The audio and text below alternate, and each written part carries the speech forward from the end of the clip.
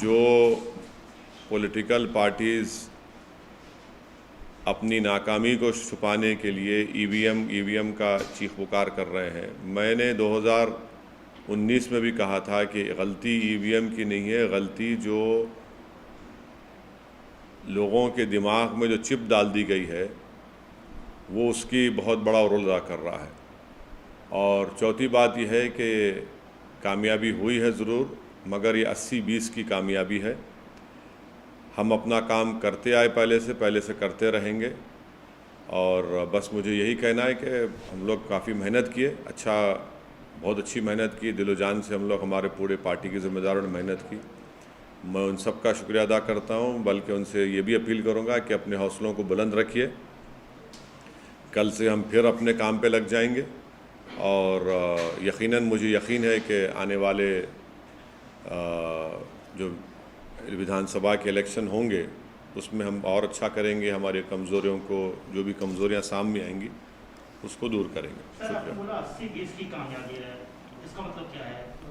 ये आपका कहना है कि पार्टी का जो मकसद है, कई हमारे मकासद हैं, कई ऑब्जेक्टिव्स हैं। उसमें एक बड़ा ऑब्जेक्टिव ये भी है कि एक पॉलिटिकल लीडरशिप बने। अब अगर आप इस तरह से ये पैगाम देंगे तो फिर आप सिर्फ वोट डालने वाले बन जाते हैं, वोट लेने वाले नहीं बनते हैं आप, और आप एक झुंझुना बन जाते हैं।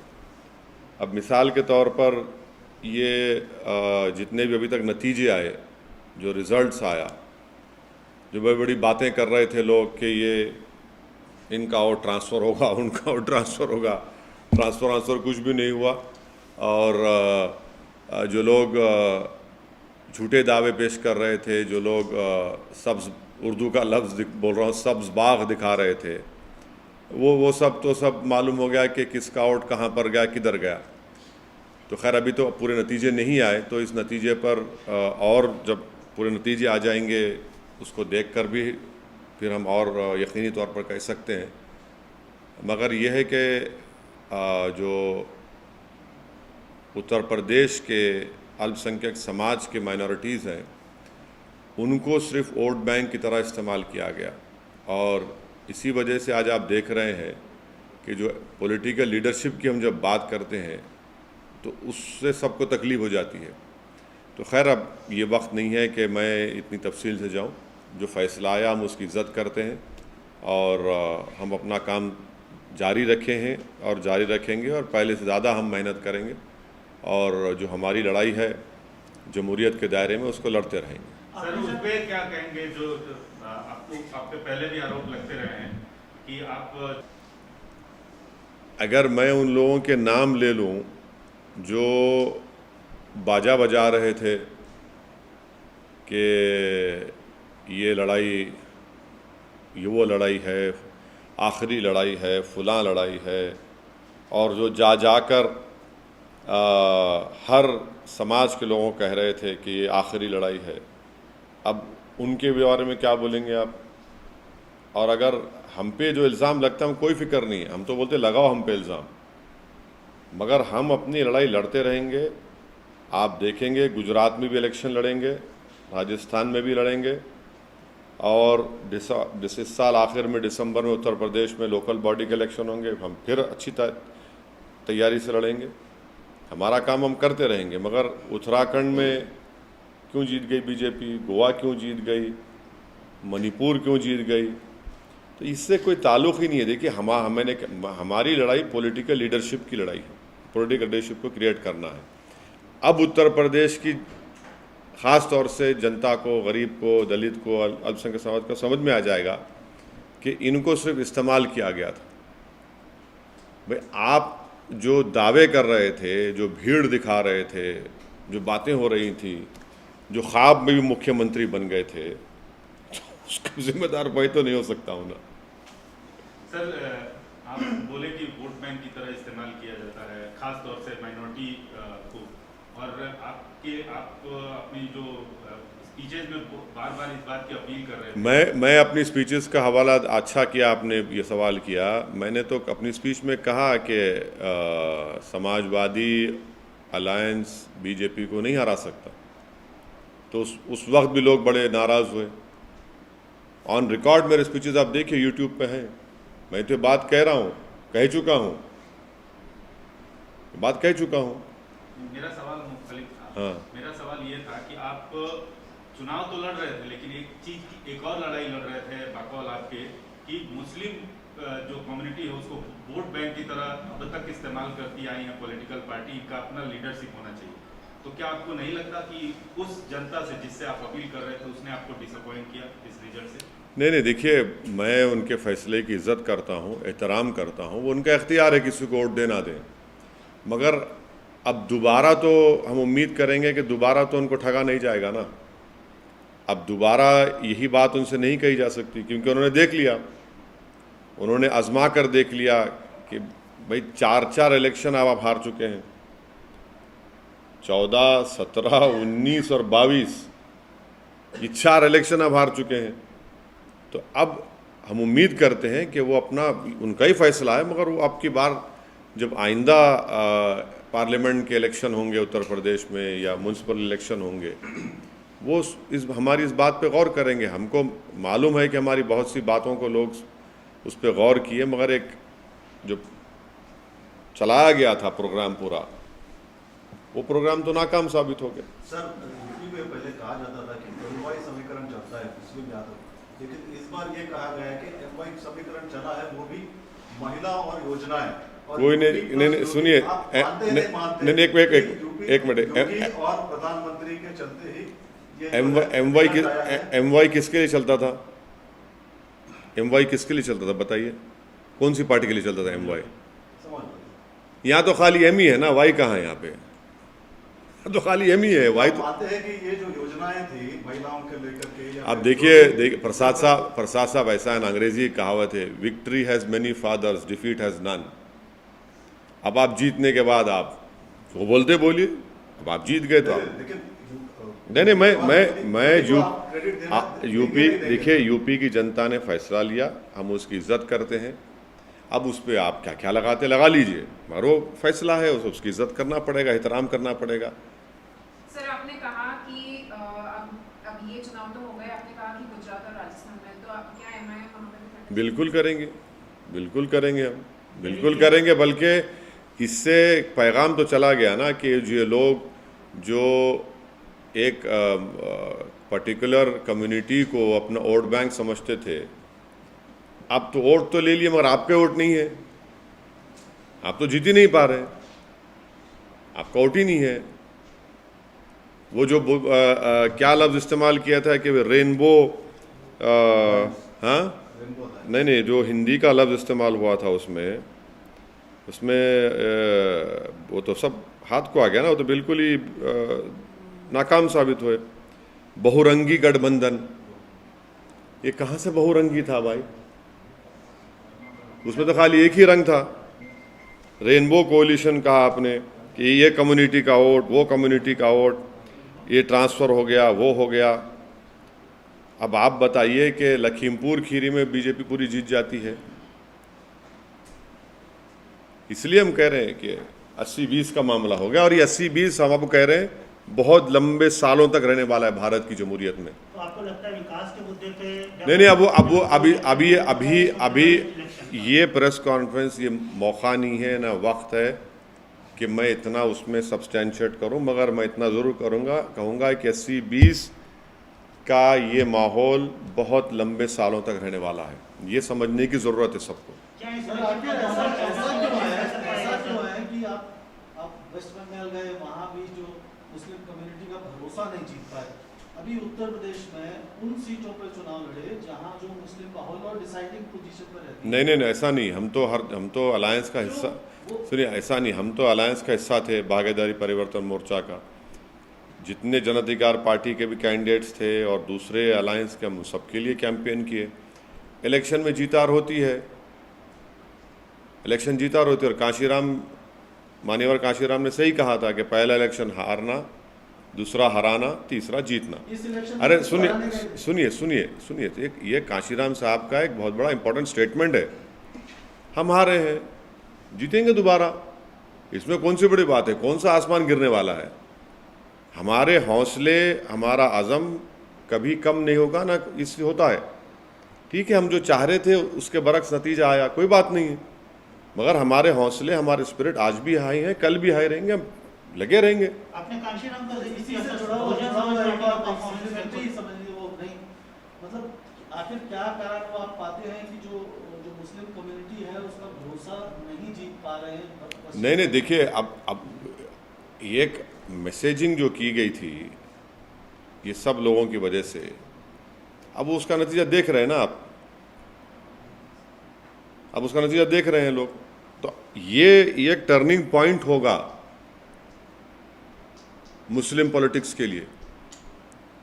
ये यहाँ पर मालूम हो जाएगा कि भाई जो दावे कर रहे थे उन्हीं के पास कुछ है ही नहीं, वो खुद बिल्कुल खाली पड़े हुए हैं, सिर्फ दावे कर रहे थे। अगर उनके दावे सही साबित होते तो कुछ तो उनके पास बचता, उनके पास कुछ नहीं बचा। तो हिजाब का मामला किसको फायदा किया और किसको नुकसान किया सर? देखिए, हिजाब का मामला मैंने कहा था अपने भाषण में, ये संविधान के फंडामेंटल राइट का इशू है। इलेक्शन हो, चुनाव हो ना हो, जहाँ पर फंडामेंटल राइट्स का वायलेशन आएगा वहाँ पर बोलना पड़ेगा। लेकिन वो इशू अगर चुनाव नहीं होते तो आप समझते हो इसी खाऊं बढ़ जाता। आप गलत सोच रहे हैं। आप, ये मेरा फंडामेंटल राइट है, संविधान को प्रोटेक्ट करना मेरी आपकी जिम्मेदारी है, मैं बोलूँगा बराबर। मगर ये बोलना कि इसमें आया, भाई अगर नहीं आता तो भी हम बोलते बराबर। 80-20 के नैरेटिव में क्या ये काम आया सर? नहीं, 80-20 का नैरेटिव अब आपको बताएंगे आराम से, अभी आज की प्रेस कॉन्फ्रेंस हो जाए। आप बोल रहे हैं कि जो मैसेज दिया गया था तो आपका इशारा कहीं न कहीं जमात के जो नुमाइंदे हैं, चाहे वो मेरा इशारा किसी, चाहे वो लीडर हों, नहीं, मेरा इशारा किसी के ऊपर नहीं है। जनता समझ जाएगी। मैं आप जिसका समझ रहे हो नहीं, वो गलत है, वो नहीं। आप कह रहे हैं कि ये जो 80-20 का जो नैरेटिव है, This is going to stay for a very, very long time. This is the crass reality which everyone will have to accept. At the same time, the story of the day is also coming from Punjab, where Kejriwal has sort of in a way created history, and he has made it amply clear that he is going to stitch up a national front, which may not be possible without the support of other players. And here we're talking about TRS Chief Minister KC. You know what? One of the MLAs of that party had talked about my chief minister. He has used some offensive words against him, unparliamentary, derogatory words. I don't want to repeat it in a press conference, but that is for them and the other parties to decide. But would you throw in No, no, madam, my objective is to create a political leadership. That I'll try to do my best, and it will be created. But any concerted effort? We'll see.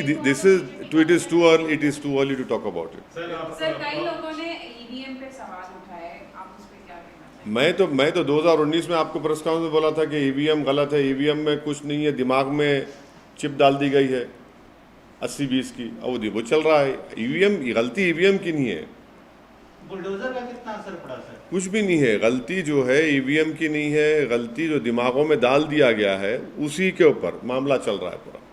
How do you view the Congress's performance in Uttar Pradesh and other states? Congress खत्म हो गई sir. अभी Congress, BSP, Bahujan Samaj party, Kanshiram का आप उदाहरण दे रहे थे, लेकिन उनका जो कहना है वो रिवर्स में हो रहा है।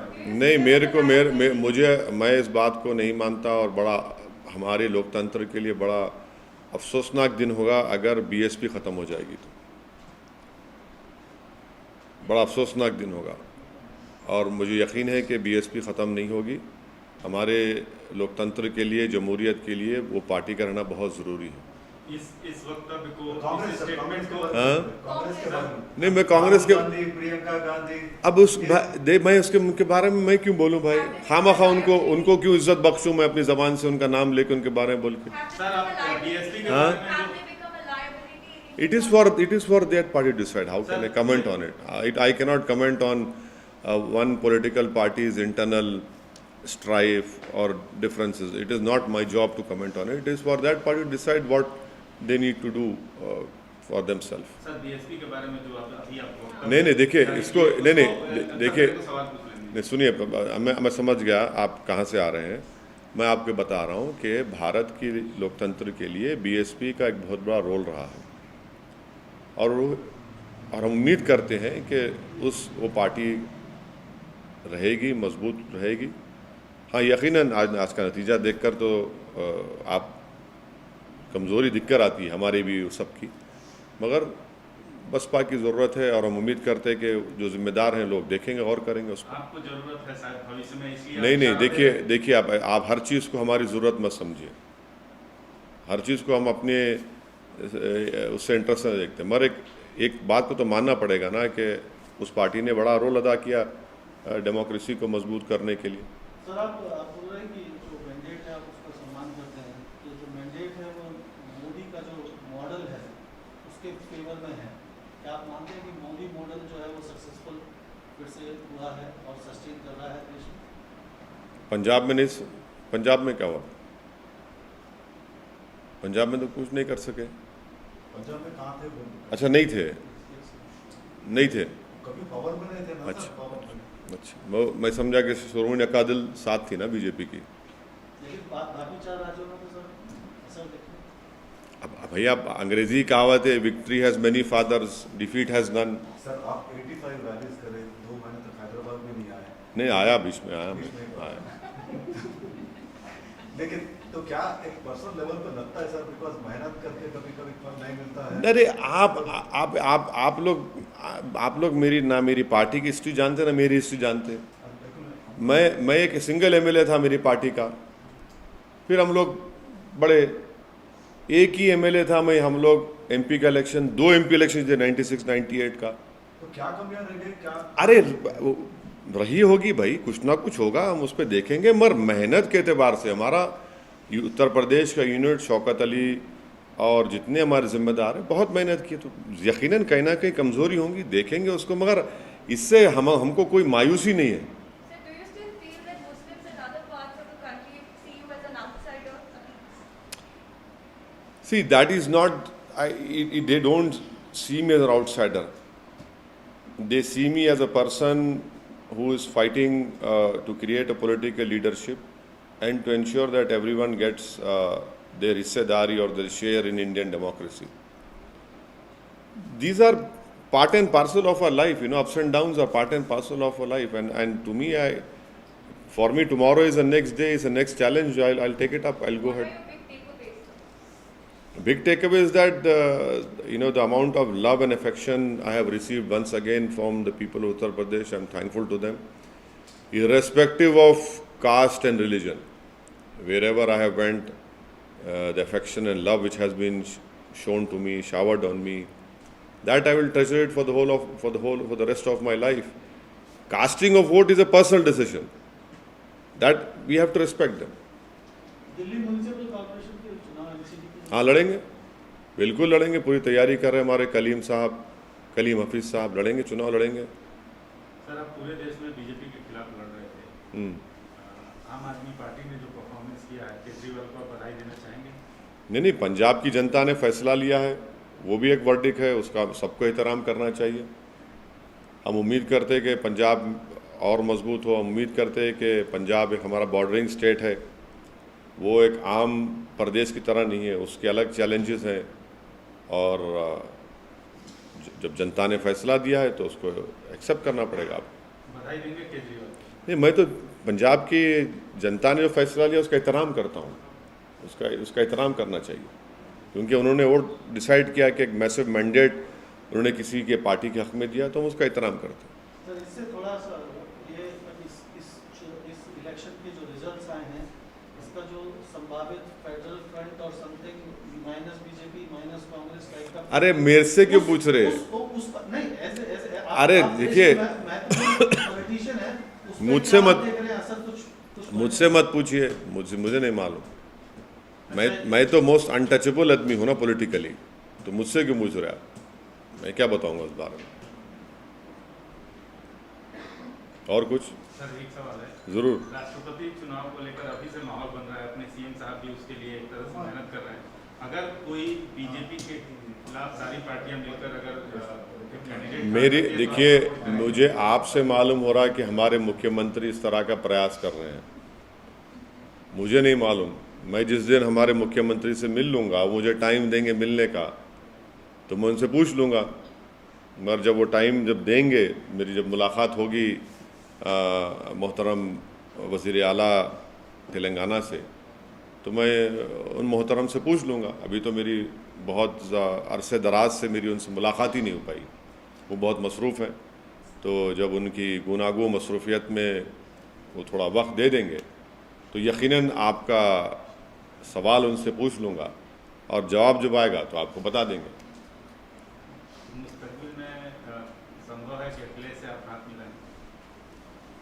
ठीक है, देखिए मुस्तकबिल में क्या होगा मुझे नहीं मालूम, मगर हम ये कह रहे हैं कि अब इस आज के इस फैसले के बाद तो हमारी जितनी बातें हम कह रहे थे वो सब सच साबित हो गई, वो सच साबित हो गई। अब ये देखना है कि वो अपनी विधानसभा की सीट पर रहते हैं या फिर वो आजमगढ़ की अपनी पार्लियामेंट सीट छोड़ते हैं। हम तो पार्लियामेंट का इलेक्शन भी लड़ेंगे उत्तर प्रदेश में। सर आपने एक बात कही कि सिर्फ एम रह गया, वाई नहीं, वाई कहाँ चला गया? तो नहीं, प्रसाद साहब ने MY की बात की थी, सिर्फ एम, तो हम तो बोले, हम ये कह रहे हैं खाली M ही रह गया है, वाई नहीं मिला। वाई तो मैदान जंग से गायब हो गया। मोहब्बत में हम ही खड़े हो गए और जो हमको मैदान में लाए जंग के मैदान में छोड़ के भाग गए हमको। समाजवादी आप पार्टी के डायरेक्टली ये कहना चाहते हैं कि नहीं, समाजवादी पार्टी को यादवों ने सपोर्ट नहीं, अब देखिए डेटा आएगा, मालूम हो जाएगा, आप डेटा आएगा। मगर हम तो यही कह रहे हैं ना भाई, नहीं, ये जो लफ्ज़ इस्तेमाल किया आपने, वो क्या था कोalition, वो बहुरंगी गठबंधन, एक ही रंग नजर आ रहा था इसमें। तो अभी तक तो रिजल्ट जितनी आए हैं एक ही नहीं, देखिए अब इसको आप एक रंग वंग मत दीजिए, रंग नजर तो एक ही आ रहा था। सर स्टेट बीजेपी का कहना है कि यहाँ पे आने वाले इलेक्शन के अंदर बुलडोजर चलाएंगे, क्या उसको हाँ, स्टेट बीजेपी लीडरों का कहना है कि यहाँ पे आने वाले इलेक्शन में बुलडोजर। देखिए चंद्रशेखर राव जो है एक ज़िद्दी किस्म का आदमी है, ये बातें नहीं करना यहाँ पे, समझे ना। अब यहाँ पे क्या चलाएंगे, कैसा चलाएंगे वो मालूम हो जाता, मगर अब वो आप जीत गए उत्तर प्रदेश, सही है। बल्दिया के इलेक्शन में आए थे ना, सब आए थे, लेकिन परफॉर्म भी तो किया सर। हाँ परफॉर्म किए, फिर उसके बाद क्या, अरे छोड़िए ना, वो तो कांग्रेस, जहाँ कांग्रेस का वैक्यूम पैदा होता है फिल कर लेते। इसका मतलब बीजेपी के पास चांस भाई जहाँ हमारे जितने नंबर से हम रिपीट किए, अंडर एस्टिमेट मत करो आप चंद्रशेखर राव को। और अच्छी बात यह है कि चंद्रशेखर राव अब जो एक्टिव हो गए ना, वो बड़ा चेंज है उनमें, और उम्मीद करते हैं कि वज़ीर आला ऐसी एक्टिव रहेंगे, वैसी एक्टिव रहेंगे अब आइंदा असम्बली के चुनाव तक। उससे पहले इलेक्शन होगा। नहीं, वो कब कराते वो नहीं मालूम मेरे को, वो मेरे को नहीं मालूम, आपको मालूम है तो बताइए, हम भी तैयारी शुरू कर रहे थे जल्दी। मेरे को तो नहीं मालूम, बट हम तो उम्मीद करेंगे कि हमारे वज़ीर आला जो एक्टिव आज है, उन्हें एक्टिव रहना, बस एक्टिव रहना, और थोड़ा उन्हें पब्लिक से मिलना भी, थोड़ा जितने उनके MLA से तो टाइम निकाल लिए, थोड़ा मिल लिए तो अच्छा रहता। क्योंकि TRS में एक ही फेस है, वो TRS में एक ही चेहरा है बस, वो दूसरे कोई चेहरे नहीं है। बहुत बड़ी बात है, टीआरएस में कैसे सर एक ही चेहरा है? बिल्कुल TRS में एक ही चेहरा है, कोई दूसरा चेहरा है ही नहीं, कोई भी नहीं है, कोई नहीं है, सिवाय वज़ीर आला के चंद्रशेखर राव, कोई चेहरा नहीं है। सर पिछले इलेक्शन में बाबू भी बहुत एक्टिव हुए थे, ऐसी नेशनल पॉलिटिक्स में इन्वॉल्व होते हैं, अभी नहीं दिख रहे है उन्होंने आंध्रा में है ना थोड़ा बहुत, आंध्रा में है थोड़ा बहुत है। नहीं, इनका सिचुएशन ऐसा ना हो जाए। कहाँ पे? यहाँ पे नहीं, देखिए इन्हों चंद्रबाबू नायडू को छोड़ के निकले, वैसा आदमी नहीं है वो, छोड़ के निकले स्वयं।